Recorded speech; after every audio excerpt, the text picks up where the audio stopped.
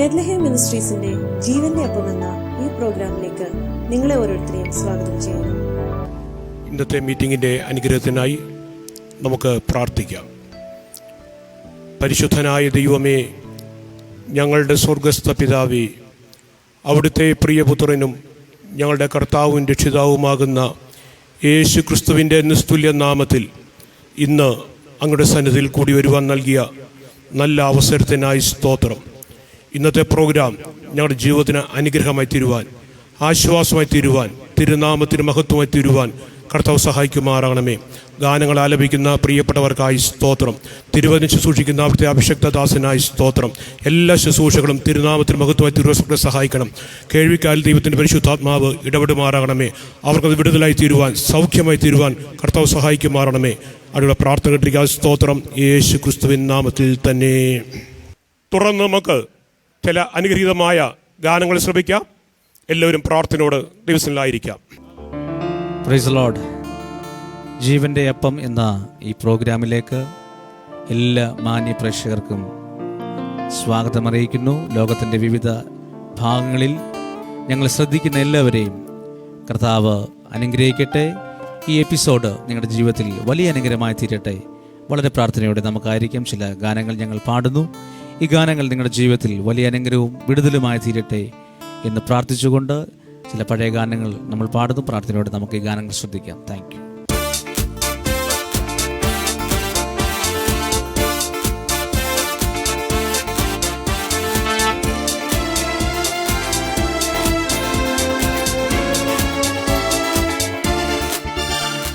ശ്രീയേശുനാമം അതിശയനാമം, ഏഴയനിക്കുംബനാമം. ശ്രീയേശുനാമം അതിശയനാമം, ഏഴയനിക്കുംബനാമം. പാപപരിഹാരാർത്ഥം പാതകരെ തേടി പാരിടത്തിൽ വന്ന നാമം. പാപപരിഹാരാർത്ഥം പാതകരെ തേടി പാരിടത്തിൽ വന്ന നാമം. പാപമറ്റ ജീവിതത്തിൽ മാതൃകയെ കാട്ടിത്തന്ന പാവനമം പുണ്യനാമം. പാപമറ്റ ജീവിതത്തിൽ മാതൃകയെ കാട്ടിത്തന്ന പാവനമം പുണ്യനാമം. ശ്രീയേശുനാമം അതിശയനാമം, ഏഴയനിക്കുംബനാമം. ചേർന്ന് പാടുക. ശ്രീയേശുനാമം അതിശയനാമം, ഏഴയനിക്കുംബനാമം. എണ്ണമില്ല പാപം എന്നിൽ നിന്നു നീക്കാം, എന്നിൽ കനിഞ്ഞ നാമം.